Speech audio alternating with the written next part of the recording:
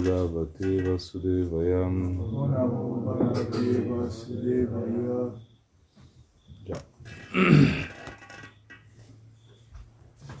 Então a gente começa.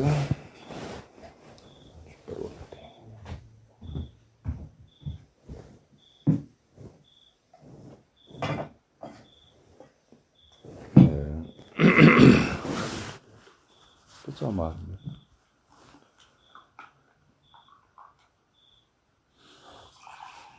Tá, então a gente está aqui. A gente começa com o espaço do Bhakti do Buda, Budhana, Goswami Maharaj. Então, Prahlada Maharaj nos aconselha a não ver as circunstâncias adversas que venham a nos perturbar apenas como opostas, indesejáveis, mas sim a vê-las como bastante apropriadas. Ou seja, o que a gente tem que pensar? Que essas circunstâncias, elas vêm para o nosso auxílio, que na realidade Krishna está sendo muito bondoso conosco quando coisas um pouco estranhas acontecem na nossa vida. Imagina? Então, Prahlada Maharaj é o exemplo disso. Ele foi castigado, né, pelo seu pai de diversas maneiras. Seu pai queria tirar a vida dele, porque simplesmente ele era contra as ideias de Hiranyakashipu. Então, Prahlada Maharaj ele tinha outras ideias, né? Ele tinha, no ventre, ele tinha já escutado sobre o Bhakti. Ele já tinha, Narada Muni havia dado para ele todas as instruções sobre o Bhakti Yoga, e ele já nasceu com isso. Então, por isso, quando Sandhya e Amarka ficaram assim perplexos, que eles eram os professores de Prahlada Maharaj, e eles tentavam ensinar para ele política, diplomacia, e quando Hiranyakashipu diz, o que é mais importante que você aprendeu lá na escola, e ele dizia, Shravana, Kirtana, Vishnu, Smarana, etc. E ele falou, não, quem está ensinando isso? Então ele foi castigar os professores, né? E eles, que eram filhos de Shukracharya, falaram, não, a gente não ensinou isso não, a gente está ensinando certinho. É que ele realmente já sabe, a gente não sabe onde ele aprendeu isso, né? E eles eram os filhos de Shukracharya, e estavam assim, como todo mundo estava decepcionado com Prahlada Maharaj. E todo mundo era contra Prahlada Maharaj. Imagina, por isso que se diz que Krishna fala, entre os demônios eu sou Prahlada Maharaj. Imagina, Krishna fala isso no Bhagavad Gita. Significa que ele estava numa situação assim, muito adversa. E nem assim ele desistiu, ou seja, ele estava ali o tempo todo, né, querendo se conectar. Inclusive, ele mesmo disse, né, Kumaracharya Pragno Dharma Bhagavatam. Ou seja, desde o início você tem que se preocupar com isso, né? Você tem que, desde o início, desde a infância, você precisa praticar o Paradharma, esse Dharma supremo. Então, na realidade, tentar realmente tentar entender que essa dor que agora nós sentimos pelas coisas materiais, elas não têm simplesmente algo negativo, não é só negativo, tem algo positivo também. Igual quando você está, quando eles estão forjando, né, uma espada, né, uma coisa assim, eles colocam no fogo a espada e batem na bigorna e colocam no fogo. E quanto mais você coloca no fogo, enfim, você vai batendo, coloca no fogo, imagina, fogo e batida vai sair uma espada, algo assim muito, uma faca, uma coisa assim. Então realmente a gente precisa disso, né? A gente precisa de coisas que realmente façam a diferença na nossa vida. Então a vida não é só Disneyland, não é só um parquinho de diversões, não é isso. Você vai ter coisas assim bem difíceis, você vai ter que se deparar com situações bem difíceis, isso é a vida. Então, isso é para quê? Para a purificação. Até a gente vê o exemplo da rainha Kunti, que pedia problemas, né? Bhaktivinoda Thakur mesmo também, que amaldiçoava a saúde, porque realmente, de certa maneira, a gente está entendendo que as dificuldades vão fazer a gente avançar. Esse é o ponto. Ou seja, isso vai polir o nosso caráter, isso vai nos dar força, essa força espiritual, né? Então, na realidade, o que a gente pensa? A gente pensa que agora nós estamos sofrendo com as ações, com as ações independentes, né, dessa nossa vida, de outras vidas também. Ou seja, que de certa maneira nós usamos mal a nossa independência e agora nós sofremos com isso. Mas o karma, ele vem como um grande professor, um professor que realmente nos ensina como nós devemos atuar, né? Então, se nós pensamos assim, rapidamente nós vamos ser liberados disso, né? De tudo isso. Por quê? Porque é a lei do karma. O karma vem como um professor, você entende isso. Por exemplo, quando os Pandavas eles estavam no exílio, né? Então se diz que o Yudhishthira estava feliz no exílio, porque ele tinha uma natureza de sannyas, uma natureza de renúncia, estava feliz.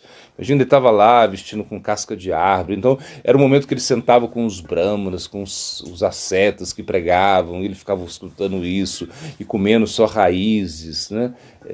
Comendo frutas, coisas assim.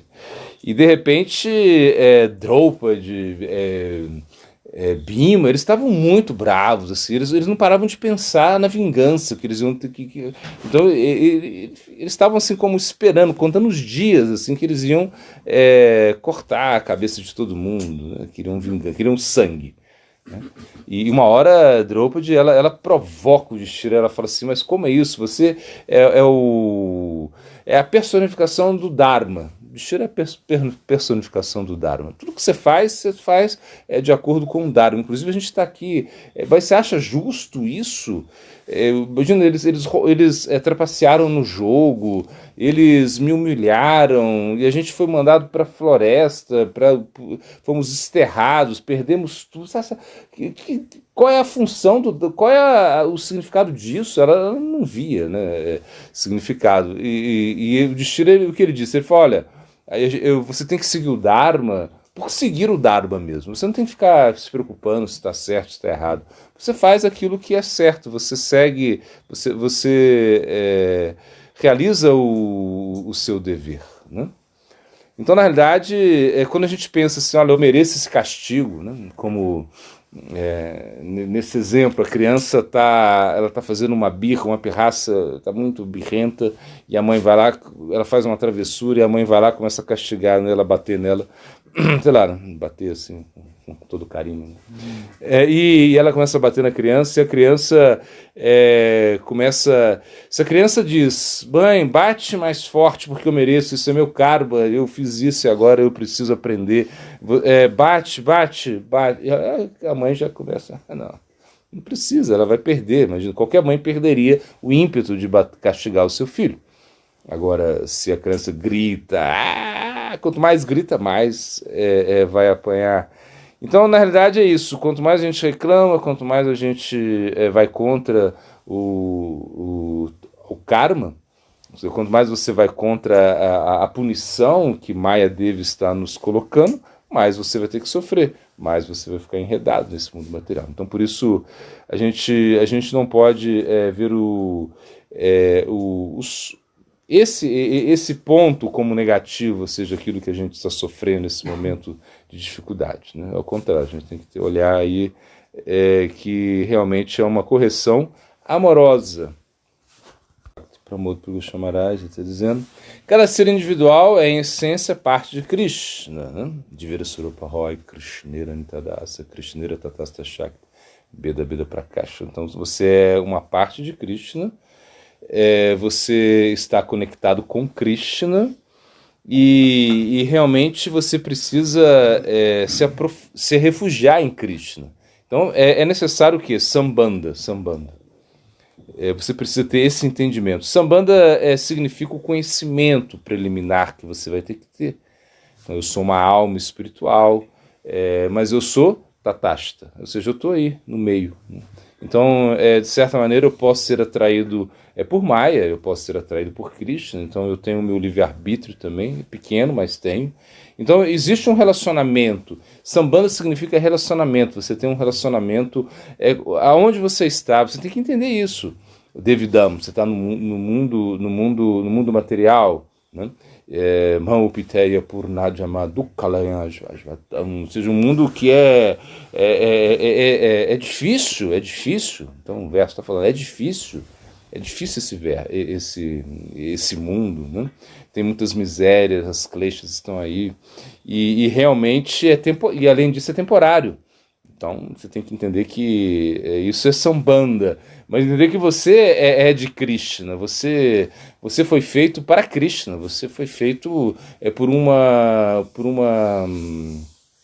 um desejo amoroso de Krishna. Esse é o Srishti Lila, o Lila da criação.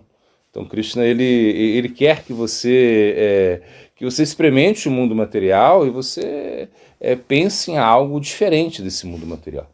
Porque existe uma coisa diferente desse mundo material. O mundo material, ele está aí, e por mais interessante que seja, você não quer ficar nesse mundo material. Então tudo isso é o quê? O processo de abideia, de sambanda, você precisa entender isso. Então, por exemplo, por isso tem escrituras, né, como, por exemplo, o Brihat Bhagavatamrita, o Haribhakti Vilas, tudo isso são escrituras de Sambanda, que te mostram, que te dão a base, que te mostram que você realmente precisa fazer algo para sair desse enredamento material. Então, e assim funciona, né? Sadhusanga Krishnanama Matrachaya Sansara Dinitera Konuvastunai. Então, assim o verso explica que você precisa de duas coisas para sair do mundo material. Quais são? Sadhusanga e Krishnanama. Com o Sadhusanga e Krishnanama você sai do mundo material. Só isso. Você não precisa ser muito inteligente, você não precisa ter um bom nascimento, você não precisa ser muito poderoso, poderes místicos, nada disso. Você precisa só cantar o santo nome e ter Sadhusanga. E aí você tem um processo, que é a Abideya. Abideya são os procedimentos. Ou seja, como você vai fazer? O que você vai fazer? Como você vai realmente conectar a sua energia com essa energia divina? Essa é a ideia.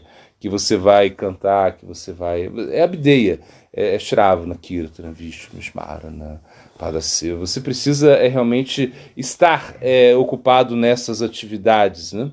Para atingir a perfeição máxima da vida, que é o Prayodhana. Prayodhana significa o Gora Prema, o Prema, que você realmente você está destinado a isso, né? Então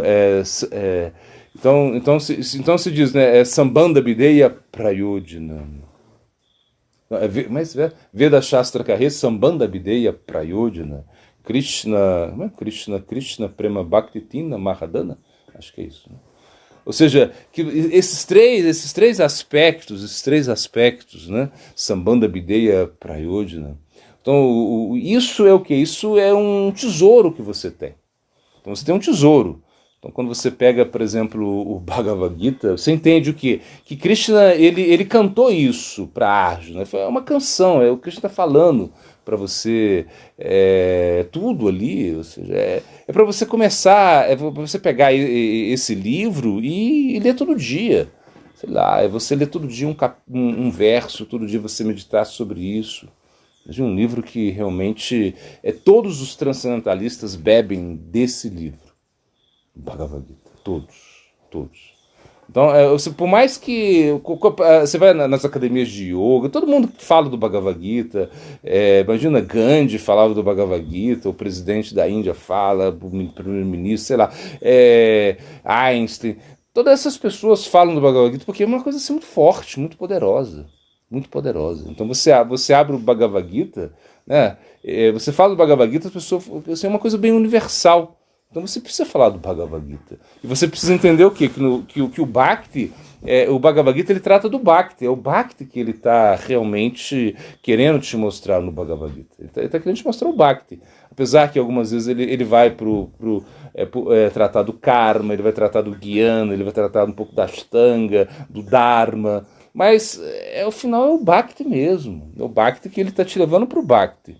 Até que a Advaitacharya, ele dava muitas aulas do Bhagavad Gita. Mas se ele estava lendo o Bhagavad Gita e ele não encontrava o Bhakti nisso, ele ia lá falar com o Chaitanya Mahaprabhu: cadê o Bhakti? Onde está o Bhakti aqui? Porque realmente é isso que se trata o Bhagavad Gita. E é uma coisa que te dá o quê? Que te dá o Sambandha, não é assim? E o Bhagavad Gita, claro, como ele é preliminar, porque no final ele vai falar Sarvadharma Parityaja Maekam Sharanam Vraja, você se renda a mim. E depois, claro, depois vem a sequência do Bhagavad Gita, que é o Srimad Bhagavatam, que é o Bhagavatam, né, onde o Bhagavad Gita termina, o Bhagavatam começa. Então, na realidade, e depois vem a complementação, que é o Chaitanya Charitamrita. Então a gente precisa, imagina esses três livros, Bhagavad Gita, Srimad Bhagavatam, Chaitanya Charitamrita, imagina, com esses três livros você tem tudo para o que você precisa na vida, imagina. Claro, tem outros livros também, mas outros livros que estão aí, de certa maneira, são satélites aí, não sei, uma coisa assim. Então o que a gente precisa entender é que a gente já tem esses tesouros aqui, como eu falei, e a gente precisa utilizá-los, né, da melhor maneira possível. Então, decepção amorosa também é karma ou nada a ver? É karma, ou seja, você precisa realmente, isso, você precisa entender que não é o amor material que vai fazer você feliz, assim, eternamente feliz, não é. Porque esse amor material ele tem data de... como tem um fim. Ou seja, você não vai amar uma pessoa eternamente.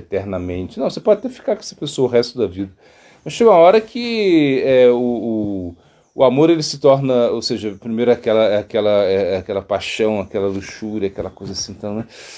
Que você é capaz de dar a vida por essa pessoa, de matar por essa pessoa. Depois se torna mais uma coisa assim, mais amistosa, assim, e você vai levando isso, né, até o final, através da amizade, do respeito. Né? Mas chega um momento que acaba. Acaba até pelo tempo. O Mahakala vem e pum.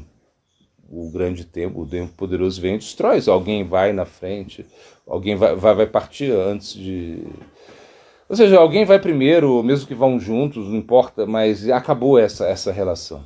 Então, Putradarapta Bandunam Sangamaha Pantam Sangamaha Nuderram Vyantete Sopta Nitra Nugodjata. Então, o verso ele fala, essa relação ela é como um sonho, essa relação que nós temos, assim, as relações amorosas, é como um sonho isso. No sonho se inventam algumas coisas, depois isso, quando você acorda, já não existe mais. Da mesma forma, o verso também ele fala, é como um breve encontro entre viajantes, assim, numa pousada, num hotel, coisa assim. Ou seja, que você realmente, você tem um relacionamento, mas isso tem a sua data de validade. Então a gente, claro que não estou dizendo que a gente não deva se relacionar, não é isso. Todo mundo vai ser aí, renunciante, acabou o planeta, acabou. Todo mundo vai ser brahmachari, sannyasi, renunciante, então não é isso. Mas você, inclusive até os renunciantes, eles em algum momento, talvez eles já tiveram algum relacionamento. Esse é como o mais constitucional, ou seja, que você viva uma vida de grihasta, depois você, né, tem a sua vida de renunciante, mas às vezes nem sempre é assim. Mas o que eu digo é o seguinte, é que o relacionamento material, ou seja, essa decepção que você tem, que você experimenta, é karma, para você aprender, para você realmente entender que você não pode colocar toda a sua energia nisso, né? Não que você vai ter medo de se relacionar. Não, não é isso. Você se relaciona, mas com um certo conhecimento, um conhecimento de causa. Você entende que vai dar errado. Ou seja, que em algum momento vai dar errado. Ou seja, como eu falei, mesmo que seja pelo tempo, pela própria imposição do tempo, isso vai dar errado. E vai chegar um momento, né, que imagina, sei lá, a estatística diz, não sei, nos Estados Unidos 50% das pessoas vão se divorciar, né? Em alguns países da Europa essa taxa é para 80%. No Brasil não sei quanto é. Mas, na realidade, isso é uma coisa que não vai funcionar para sempre. É mais fácil dar errado do que dar certo. Então a gente tem que entrar com uma certa precaução nisso. Não colocar toda a nossa, a nossa energia nisso, assim, criar uma ilusão. Agora, claro, vai dar certo quando? Quando o relacionamento ele tem um centro. E se esse centro é Krishna, a coisa vai dar certo. Porque você não vai ter uma decepção. Por quê? Porque você entende que tudo pertence a Krishna. E ainda que dê errado, você não vai ficar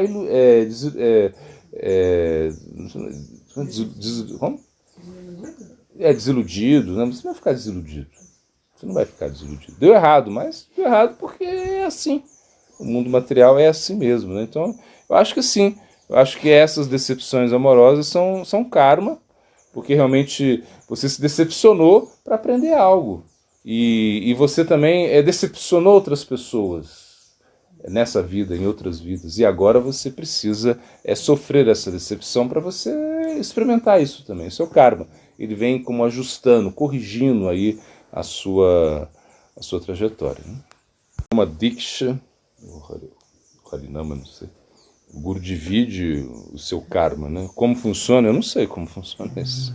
Eu nunca li nada assim, escritural assim, que fala assim, quando o Guru te inicia, ele vai pegar 50% do seu karma. Eu não vi isso. Mas eu já escutei alguma coisa relacionada a isso. Mas eu gosto muito da explicação de Sri Sara Maharaj.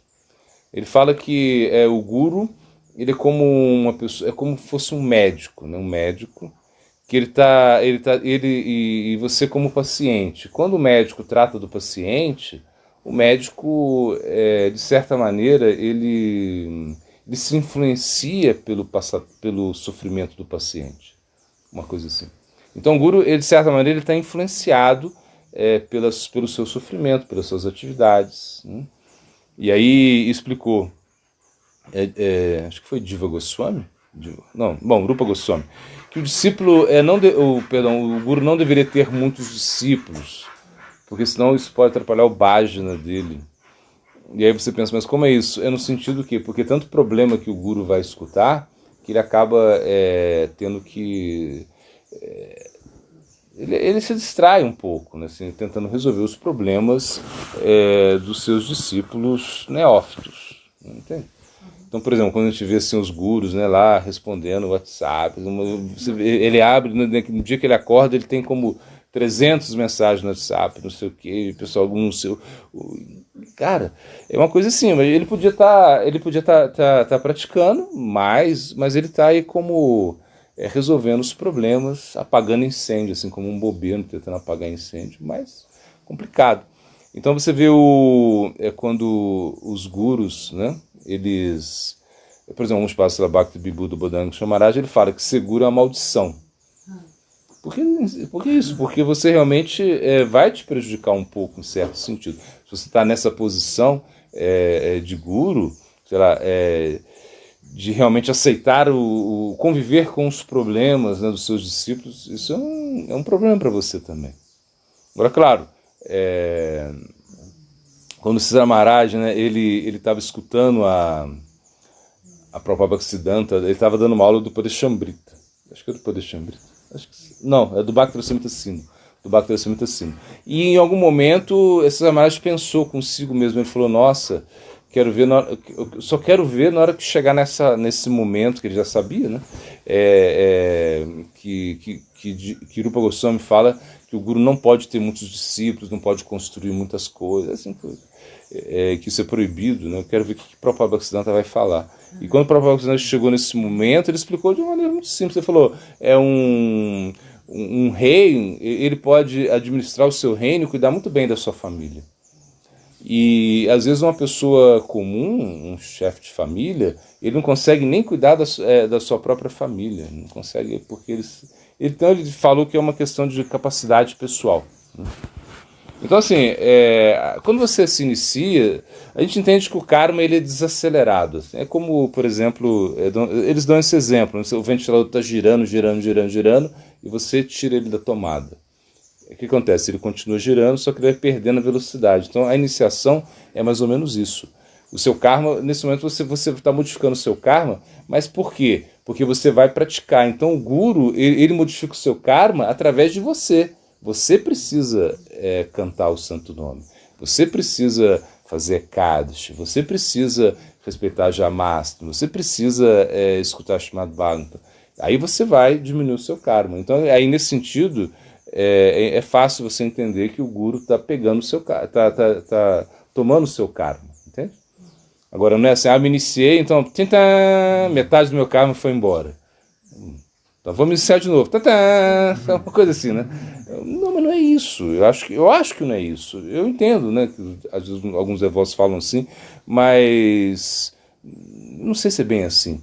Eu acho que é a oportunidade de você realmente praticar. E a sua prática que vai tirar sua... Tanto é que, por exemplo, você pensa assim, que sem sadhana você não vai para o mundo espiritual. Você não vai para Goloka Vrindavan sem sadhana. Você precisa praticar um sadhana. Você precisa ter um sadhana. Inclusive, por exemplo, tem vários passatempos, né? Mas, por exemplo, de passatempo de Ajamila, ele era como, a gente sabe, ele era um brahmana, ele se desviou, ele se associou com uma mulher assim, de hábitos assim, muito estranhos, ele começou a beber, roubar. No final da vida, imagina, ele tinha um filho, ele tinha 80 anos e tinha um filho que era pequenininho, assim, ele estava muito enredado na vida familiar. E esse filho chamava Narayana.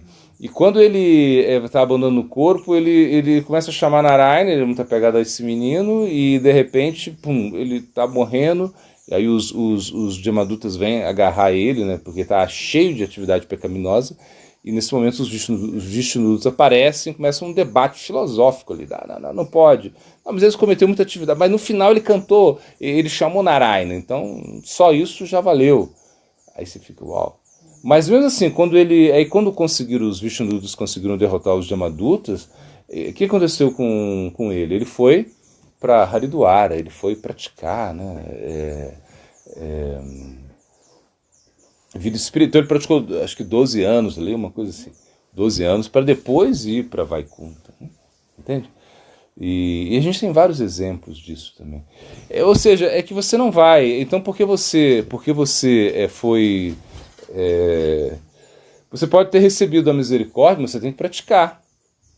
Então as escrituras falam, o filho de um devoto puro, sei lá, de um tama, ele está liberado. Um filho de um devoto puro, não pode ser até canista ou madema, ele está liberado. Então você já é filho de um devoto, assim, de um devoto, e você já está liberado. Então, sim, você está liberado, mas você tem que nascer para praticar. É sempre assim. Então é mais nesse sentido do Guru pegar o karma seu através, te colocando na prática, entende?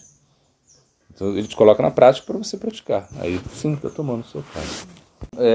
Citações aqui. Bom, citações Vaishnavas.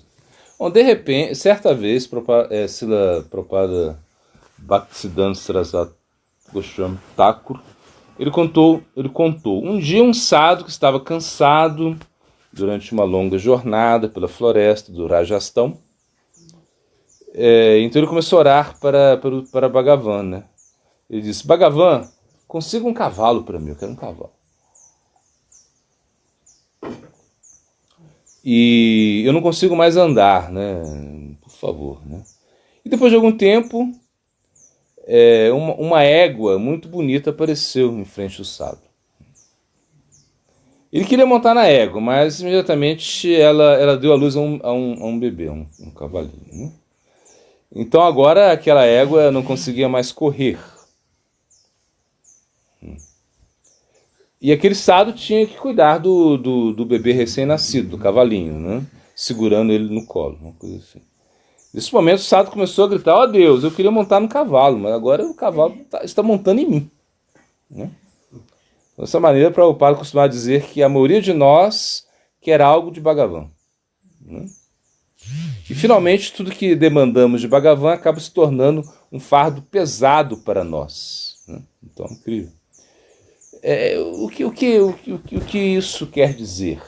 É que você realmente você tem que pedir a Krishna você tem que pedir algo relacionado à sua vida espiritual mesmo. Né? Ou seja, Krishna não é como uma pessoa, um balcão de uma loja que você pede. Tá? Não é isso. Não é isso. Tanto é que você, quando canta o Santo Nome, você canta sem nenhuma petição. Você não vai ficar pedindo coisas para Krishna. Entende? O Santo Nome é um chamado. Ele é evocativo. Você canta o Santo Nome e você está pedindo para ser ocupado a serviço de Krishna. Você está pedindo serviço quando você canta o Santo Nome. E quando você pede coisas materiais, isso pode realmente te dar um trabalho, aqui, como a história está dizendo.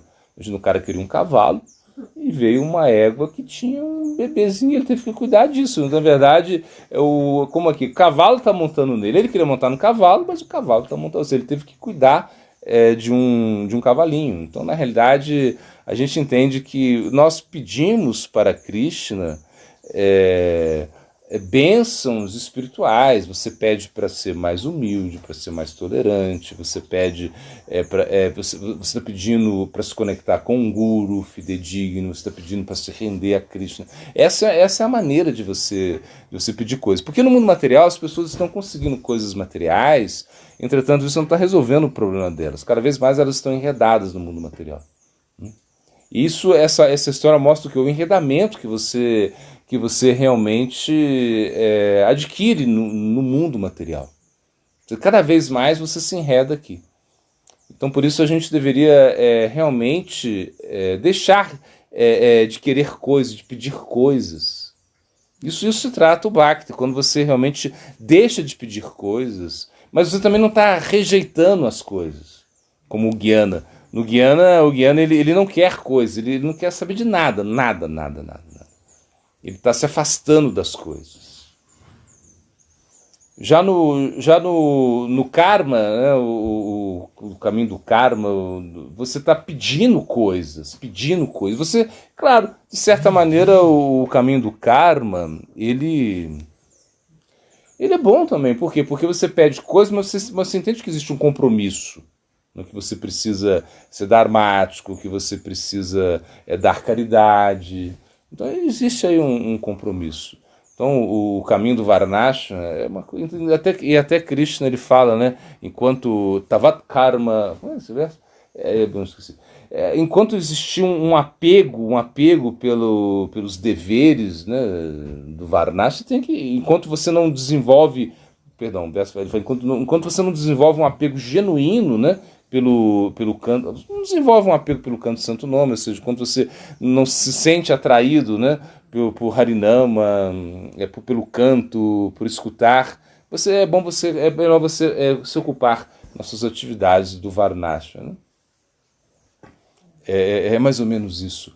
Então, realmente você entende. O Santo Nome, quando você tem o Santo Nome, você tem tudo. Né? Namachintamani Krishnas. Imagina, é como uma pedra de toque. Por você cantar o Santo Nome, você vai. Todos os seus desejos vão ser realizados. Essa é a ideia. Mas qual é o desejo que está falando? Desejos espirituais. Você precisa ter desejos espirituais.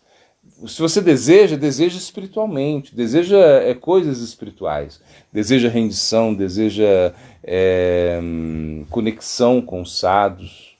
Que você tem que desejar estar sempre em estado sangue, estar na companhia das pessoas que estão praticando vida espiritual. Esse é o seu desejo.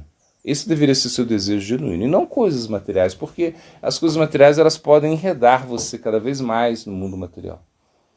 Então você acha que isso vai ser uma facilidade, mas ao final isso acaba te trazendo mais problemas, mais problemas. Então quanto mais coisas você deseja no mundo material, mais problemas você vai ter. Como por exemplo, a gente pensa no desejo, por exemplo, uma pessoa que está vendendo uma casa. Ela está vendendo uma casa, ela não quer saber mais da casa, assim. Ela está vendendo a casa, então, né, ela quer se desfazer disso, né? Já uma pessoa que está querendo comprar uma casa, ela está apegada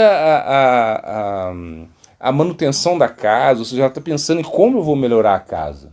É um objeto material. E o objeto é um só, mas a percepção de duas pessoas, aquele que está vendendo e aquele que está comprando, é completamente diferente. Então, por exemplo, a gente não precisa se preocupar tanto com as coisas desse mundo material, né? Porque senão é aquilo, cada vez mais você fica enredado. Tá, então essa Samara já está dizendo. Então, sempre que o ambiente oposto vier nos causar dor, devemos ver com tal visão que o Senhor me enviou esse sofrimento por sua benevolência. Não, acho que não. A gente falou que era Gurudeva na primeira, era Samara. Mas enfim, Guru é um só, né? Entende isso. Então agora com Gurudeva mesmo, que é um espaço do Bhakti Bodhana Samara. Bom, fixar a mente no serviço ao Senhor, isso é espiritualidade, né? Por que isso? Porque você pode estar praticando o serviço devocional com a mente muito distraída. Você pode estar cantando e você não está pensando em Cristo. Você não está pensando em Radha, você não está pensando em Balarama, nada disso. Você só está pensando, você está pensando em coisas completamente aleatórias. Então o que ele fala, você precisa fixar a mente em Krishna, isso é muito importante. Isso é uma tentativa, você fala, não consigo fixar a mente, não consigo, eu tentei, não consigo. Você tentou quanto tempo? 60 anos você tentou? Não, eu tentei tem 6 meses, então pelo amor de Deus, não é assim. Você precisa tentar, e até um dia isso vai se estabilizar na sua mente, né? Na realidade, o que o Gurudeva está falando é que o objetivo do serviço tem que ficar satisfeito com você. Então, por exemplo, você faz o serviço e como você vai agradar o objeto, né? O objeto do serviço, que é Krishna. Como você vai agradar ele, né? Quando realmente você entende que você é simplesmente uma ferramenta nisso, como diz Sridhara Swami, esse comentador do Bhagavata antigo, ele fala, primeiro você deve orar pelo serviço e depois praticar o serviço. Então primeiro vem a rendição, primeiro vem a oração, e oração significa rendição. É muito difícil, por exemplo, alguém orar e ficar distraído. Quando você ora, você está concentrado, você entende que toda oração vai ser atendida de uma maneira ou outra. Por quê? Devido à sua sinceridade. Devido à sua sinceridade, Krishna ele vai atender a sua oração. Então, por isso, se a gente pensa, né, que servir Krishna, você só vai conseguir através da sinceridade. E Krishna não vai ignorar você. Por quê? Porque você está realmente entregando para ele aquilo que você tem. E aquilo que você tem é o mais importante. Então Krishna não está querendo coisas materiais, Krishna não está querendo que você construa templos gigantes, que você faça grandes façanhas, né, materiais. Não, Krishna não está se preocupando com isso. Na verdade, o que ele quer é a sua entrega, a sua devoção. O que ele quer realmente é que você possa ser conduzido à morada suprema. Isso é o que Krishna quer. E isso é como o ponto principal do serviço. E para isso você precisa realmente colocar a sua mente nisso. Onde está a sua mente, está o seu coração. Então você precisa pensar nisso. Você precisa, em algum momento, você está assim, de repente, você está pensando em Krishna. E pensando em Krishna através do serviço, através da conexão com o Guru. Porque pensar em Krishna, só pensar em Krishna é mais difícil mesmo. Né? Você ficar pensando em Krishna, em Radha, enfim, é difícil isso para a gente. Mas se você pensa no seu serviço, se você pensa na sua conexão com o Guru, então, automaticamente, você está pensando em Krishna. Isso é uma maneira muito poderosa. E o canto do santo nome é Krishna mesmo, não tem diferença. A diferença é que o Mahamantra ele é mais misericordioso que Krishna. Então, por exemplo, o Mahamantra ele pode facilmente eliminar todas as suas aparadas, tudo aquilo que você realmente fez de equivocado no próprio serviço devocional. O santo nome ele vai eliminar isso. Numa parada yukta namani vaharantyaga. Ou seja, por você cantar o santo nome, ainda que você cometa ofensas, o próprio santo nome ele vai limpando isso, ele vai terminando com isso. Ele só não acaba com a ofensa que você cometeu contra o próprio Vaishnava. Por quê? Porque o Vaishnava é objeto do serviço, é objeto de adoração, é objeto de amor de Krishna também. Krishna está no coração dos Vaishnavas. Se você ofende o Vaishnava, você perde essa misericórdia. Então, por exemplo, quando a gente entende, né, que por exemplo, Devananda Pandita, que ofendeu Srivas, né? A gente vê esses casos assim, imagina, ele estava lá, né, um erudito, lendo o Bhagavad, de repente Srivas entra para escutar o Bhagavad, aí ele começa a ter êxtase, começa a rolar no chão, a gritar, e aí os estudantes tiram ele, né, para fora, tiram ele da sala, e Devananda Pandita não fala nada. E nesse momento foi uma ofensa contra o Srivas. Ainda que ele deveria intervir e falar, não, peraí, tá tendo esse, peraí, né?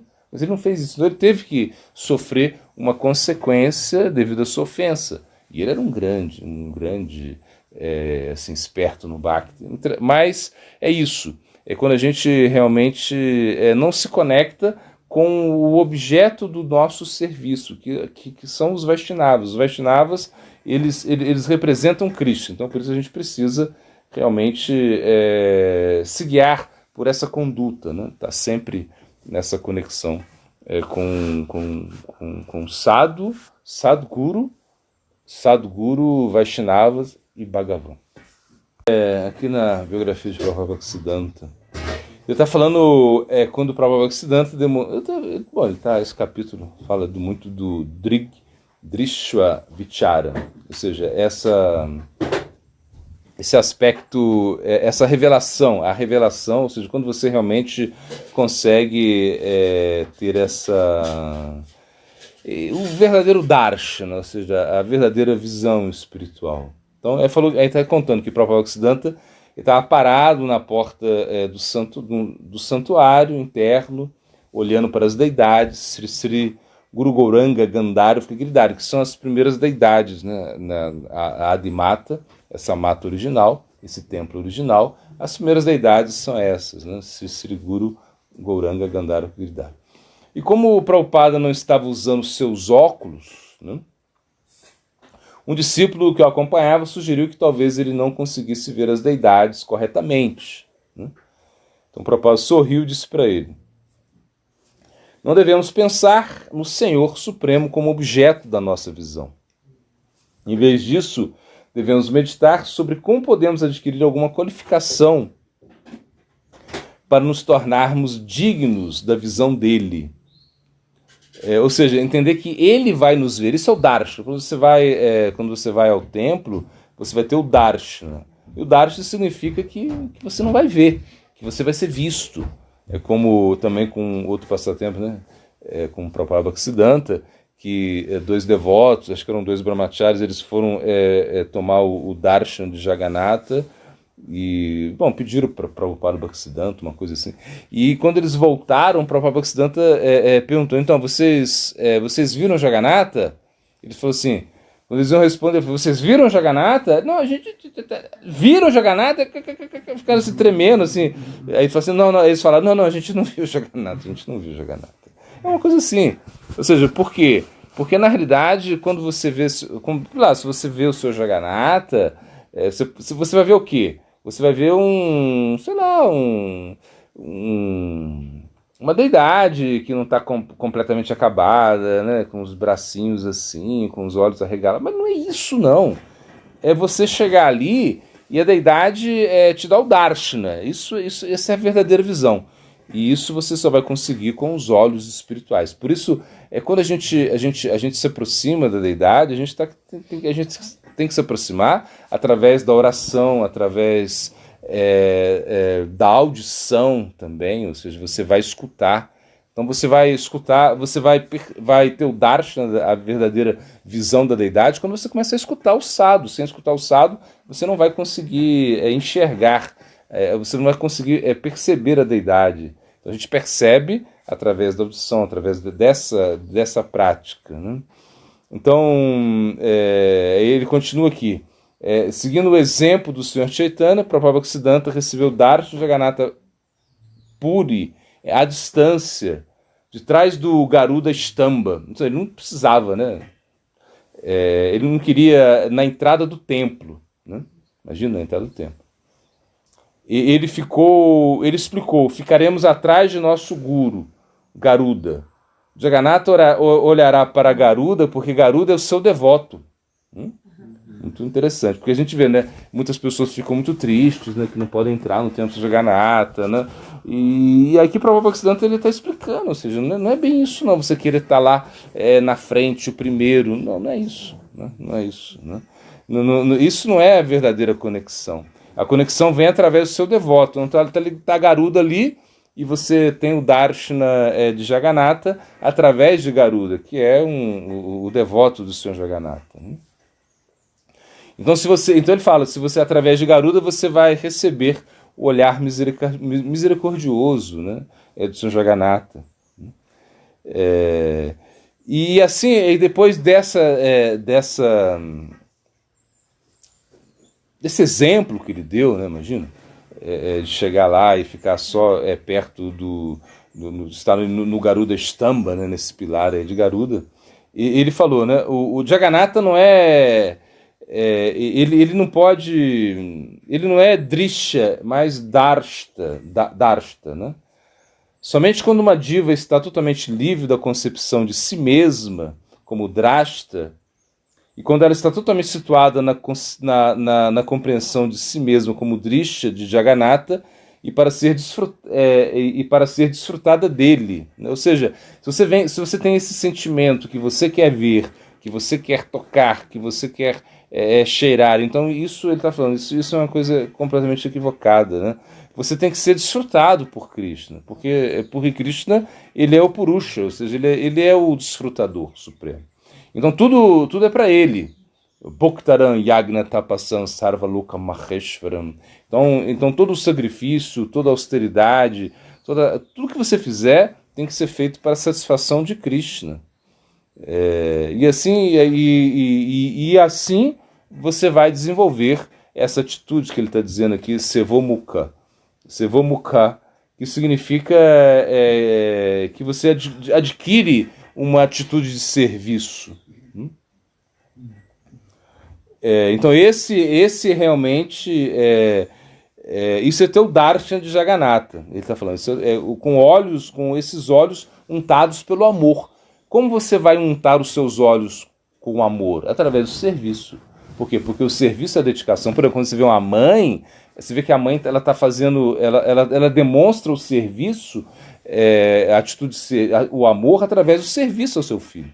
O menino está lá chorando, gritando, ela vai lá, cuida dele, ele tá usando fralda, ela tá lá limpando ele, ajudando. É isso, esse é o serviço, né? Assim ele está falando. Então ele fala, enquanto a gente pensa, eu verei Jagannatha, né? Então nós não veremos ele. Nós veremos apenas madeira, pedra, como eu falei. Um objeto descrito na literatura budista, ou uma antiga estátua sem mãos, que é um objeto de nosso desfrute. Então o que ele está explicando, que esses olhos, né, esses olhos materiais, né, eles não podem deslumbrar essa forma, né, essa forma espiritual, Saktidananda Vigraha. Por exemplo, quando o Mahaprabhu entra no templo de Jagannatha, ele entra assim, Jaga, Jaga, Jaga, Jaga, Jaga, Jaga. Ele entra assim, né, Jaga, Jaga, cai. Aí todo mundo vai lá. É assim, porque realmente, imagina, é o êxtase, é como o espírito que ele tem.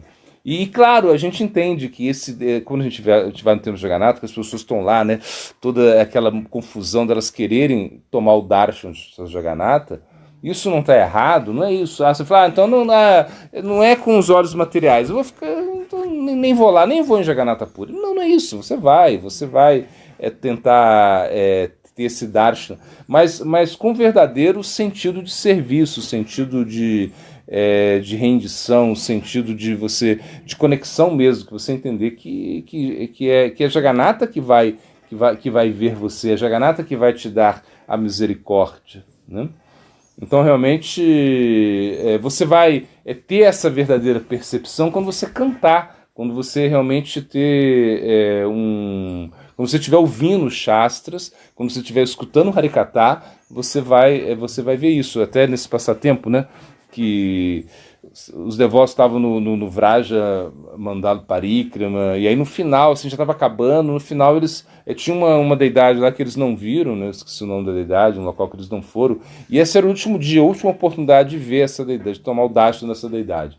E o próprio Bhaktisiddhanta, ao mesmo tempo, ele estava dando um Harikatha. Então os devotos aproveitaram essa oportunidade para ir tomar o darshan da deidade, e alguns devotos ficaram escutando assim, o Harikatha de Prabhupada Bhaktisiddhanta, e quando o Prabhupada Bhaktisiddhanta falou desses devotos que foram tomar o darshan da deidade, ele falou, esses são devotos dandavatis. Eles dão dandavatis, mas isso é uma coisa física, não é a atitude correta, porque a atitude correta, o verdadeiro darshan é através de ouvir Harikatha e de você realmente cantar o santo nome. Então, por isso que ele estava rindo lá do devoto que falou, olha, então, você está sem óculos, você não vai enxergar direito. Não é isso. Inclusive também no momento, né, dizem que o Prabhupada estava ali, acho que foi em Maipo, não sei, acho que foi em Maipo. E ele, acho que foi em Maipo. E ele estava ali caminhando e de repente eles passaram com os discípulos, ele estava com os discípulos, e aí ele estava caminhando e em um momento ele caminhou num local lá que era como o banheiro, né? O banheiro o pessoal usava como banheiro, assim, né? Na rua mesmo, uma coisa assim. E estava um cheiro assim meio estranho, desagradável. E nesse momento um dos discípulos dele tampou o nariz assim, para não era um cheiro estranho. E aí a Prabhupada começou a rir e falou assim, não, o Dan Sagrado não tem um cheiro ruim. Você não está no Dan Sagrado. Imagina, o Dan Sagrado tem um cheiro de rosas perfumadas. Meu filho, você não está no Dan Sagrado, não.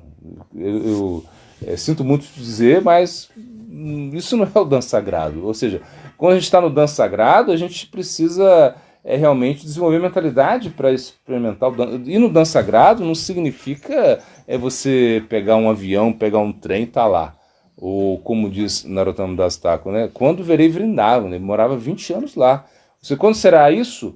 Quando você realmente não tiver apegos materiais, quando você estiver desenvolvendo essa atitude de serviço, uma atitude muito profunda, né? de devoção, de rendição, e quando você estiver disposto a escutar Harikatha e servir os Vaishnavas e cantar o santo nome, praticar, isso realmente é o viver no Dan Sagrado.